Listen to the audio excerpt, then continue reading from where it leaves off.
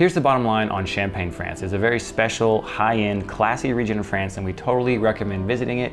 To be honest, if we had time, we would say spend 1 to 3 nights leisurely touring around the region, stay in multiple cities, but we only had time for a single day trip out of Paris, so we took a very early train to Epernay, and we had enough time to tour a champagne house, a guided tour, go down in the cellars, also enough time to pop into some other champagne houses and do some tastings, and even enough time to take a taxi up to one of the nearby villages to see the vineyards and some very small, unique, like 4th generation champagne houses, and then back to Epernay and then back to Paris all in a single day. So that's what we recommend if you don't have enough time to stay overnight. Just jump on the train from Paris and be prepared to have a very classy, hoity-toity champagne time. So if you find yourself in Paris for any amount of time and you have some time to spare and you feel like you've seen the city and maybe you're getting worn out by the hustle and the bustle and the energy and the fast pace of things, if you go to the Champagne region of France, you'll have a much more quaint, quiet, romantic, calm atmosphere.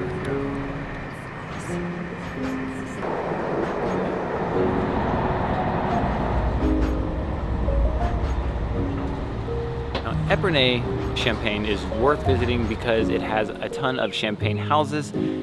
If you don't know about champagne, I'm sure you've drank champagne before, but if you are having a bottle of champagne, you can be guaranteed that it's from the Champagne region of France, because those are the rules. You cannot take a bottle of sparkling wine, bubbly wine, and just call it champagne. That is not allowed. It has to be from this region, and that's because they have some very interesting, traditional, strict rules about how they produce their champagne.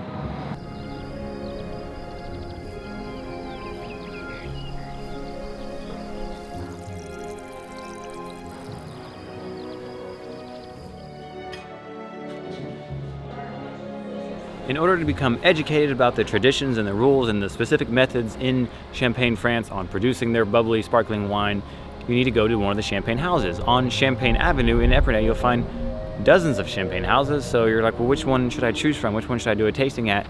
We would recommend the Monet House. The Monet House is the largest champagne house on Champagne Avenue in Epernay, and the tour is actually a lot of fun. First, they're gonna take you through their kind of history museum thing, tell you the history of their house. Then they'll take you down to their cellars and show you their cellars. They have hundreds of thousands of bottles down there. It's actually below the streets of Champagne Avenue in Epernay. There's hundreds of kilometers of cellars and over 200 million bottles of champagne, which is kind of an impressive fact to believe.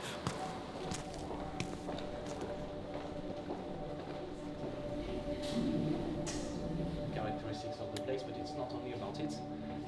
We started to talk about the rules that we have when it comes to it.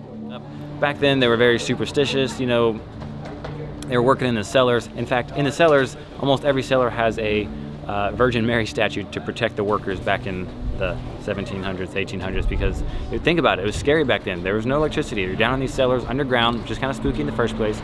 You got candles walking around because there's no lights, and since they didn't really know how much sugar to put in with the yeast, how much pressure it would build, they would just throw it in there, cork it. A lot of the bottles, they said 50% would explode randomly on the racks in the cellars, which would be quite frightening, if I do say so myself.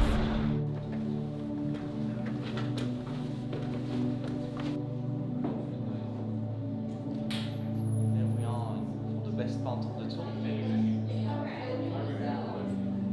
So another thing that makes Champagne very special is the way they do things traditionally. When they harvest their grapes, they harvest them all by hand. Since you're not using machines, they have to bring in 60,000 workers every year to pick all these grapes by hand. They don't want to bruise the grapes, they don't want to split open the skin of the grapes because that would cause oxidization. They want to control that process. In a normal tasting, you can just walk into any of the champagne houses on Champagne Avenue and say, hey, can I do a tasting? You can get 1 glass, you can get 2 glasses, you can get a flight, whatever you want. But if you want an actual tour, that'll be 25 to 30. And at the Monet House, that's about what it costs. In the middle I have a blonde of 6th generation. It's usually better.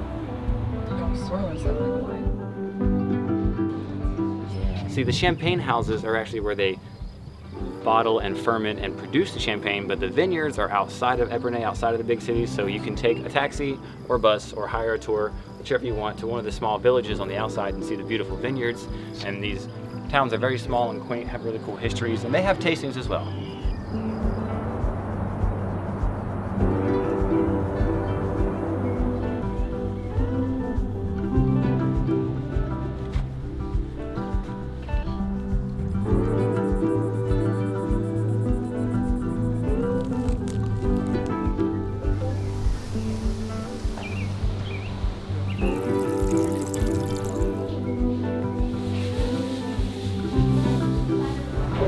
Sometimes if you make friends with people, they'll take you to their private stock of their grapes and juice. Today was the last day of harvest and he's showing us everything.